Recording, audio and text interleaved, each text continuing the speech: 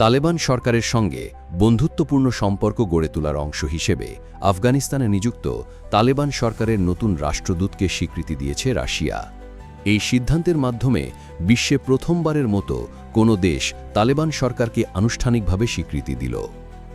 রুশ পররাষ্ট্র মন্ত্রণালয় এক বিবৃতিতে জানায়, আমরা বিশ্বাস করি ইসলামিক আমিরত অব আফগানিস্তানের সরকারকে স্বীকৃতি দেওয়ার মাধ্যমে আমাদের দুই দেশের মধ্যে বিভিন্ন ক্ষেত্রে সহযোগিতা আরও ফলপ্রসূ ও গতিশীল হবে। এই ঘোষণার পর কাবুলের রুশ রাষ্ট্রদূত দিমিত্রি ঝিরনোভের সঙ্গে এক বৈঠকে আফগান পররাষ্ট্রমন্ত্রী আমির খান মুত্তাকি বলেন, রাশিয়ার এই সাহসী সিদ্ধান্ত বিশ্বে অন্য দেশগুলোর জন্য একটি উদাহরণ হয়ে থাকবে। এখন যেহেতু স্বীকৃতির প্রক্রিয়া শুরু হয়েছে, রাশিয়াই প্রথম সাহস দেখালো। রাশিয়ার এই পদক্ষেপ আন্তর্জাতিক পরিমণ্ডলে বিশেষ নজর কেড়েছে।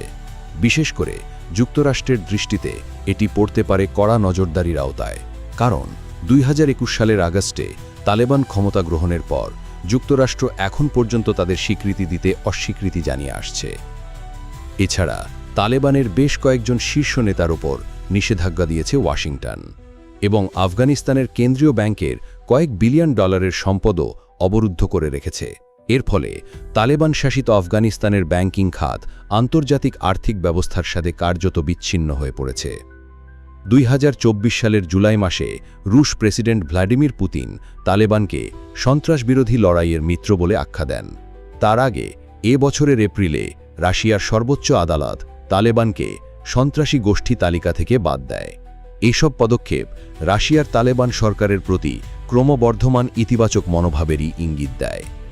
বিশ্লেষকরা মনে করেন, আফগানিস্তানের ভূরাজনৈতিক গুরুত্ব এবং তালেবানের বাস্তবতাকে স্বীকার করে আন্তর্জাতিক পর্যায়ে স্বীকৃতির প্রশ্নে রাশিয়ার এই সিদ্ধান্ত একটি গুরুত্বপূর্ণ মাইলফলক হতে পারে।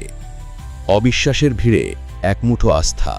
BGN TV 24 থাকুন আমাদের সঙ্গে আর সাবস্ক্রাইব করুন।